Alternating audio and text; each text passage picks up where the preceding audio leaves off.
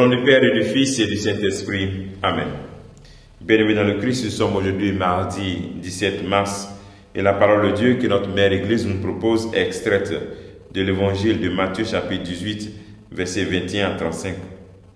En ce temps-là, Pierre s'approcha de Jésus pour lui demander: Seigneur, lorsque mon frère commettra des fautes contre moi, combien de fois dois-je lui pardonner? Jusqu'à 7 fois. Jésus lui répondit: Je ne dis pas jusqu'à 7 fois, mais jusqu'à 70 fois 7 fois. Ainsi, le royaume des cieux est comparable à un roi qui voulut régler ses comptes avec ses serviteurs. Il commençait quand on lui amena quelqu'un qui lui devait 10 000 talents, c'est-à-dire 60 millions de pièces d'argent. Comme cet homme n'avait pas de quoi rembourser, le maître ordonna de le vendre avec sa femme, ses enfants et tous ses biens, en remboursement de sa dette. Alors, tombant à ses pieds, le serviteur demeurait prosterné et disait: Prends patience envers moi, et je te rembourserai tout. Saisi de compassion, le maître de ce serviteur le laissa partir et lui remit sa dette. Mais, en sortant, ce serviteur trouva un de ses compagnons qui lui devait 100 pièces d'argent. Il se jeta sur lui pour l'étrangler en disant: Rembourse ta dette. Alors, tombant à ses pieds, son compagnon le suppliait: Prends patience envers moi, je te rembourserai. Mais l'autre refusa. Il le fit jeter en prison jusqu'à ce qu'il ait remboursé ce qu'il devait. Ses compagnons, voyant cela, furent profondément tristes et attristés. Ils allèrent raconter à leur maître tout ce qui s'était passé. Alors celui-ci le fit appeler et lui dit: Serviteur mauvais, je t'avais remis toutes tes dettes parce que tu m'avais supplié. Ne devais-tu pas à ton tour avoir pitié de ton compagnon comme moi-même j'ai eu pitié de toi? Dans sa colère, son maître le livra au bourreau jusqu'à ce qu'il eût remboursé tout ce qu'il devait. C'est ainsi que mon Père du ciel vous traitera si chacun de vous ne pardonne pas à son frère du fond du cœur. Acclamons la parole de Dieu.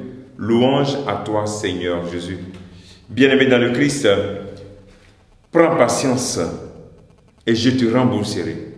Il faut retenir ce passage. Pardonner 70 fois 7 fois. Ce qui m'interpelle, on dit que le maître prit compassion. Il a pris compassion pour ce serviteur. Je crois que c'est le mot qu'il faut retenir. La nécessité de prendre compassion pour l'autre. Mais surtout, cette nécessité provient d'une logique. Dieu est toujours prêt à prendre compassion, à avoir pitié de nous, à nous pardonner.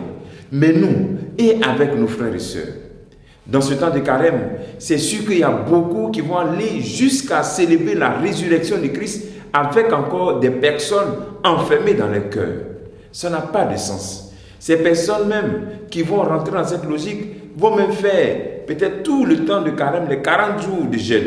Ça n'a pas de sens.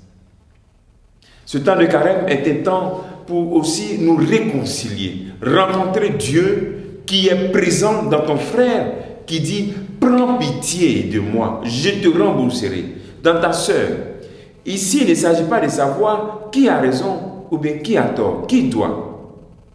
Mais il s'agit tout simplement d'être rempli de compassion, comme Dieu est rempli de compassion pour toi. Mon frère, ma soeur bien-aimée dans le Christ, est-ce que tu donnes un espace à la réconciliation dans ce temps de carême?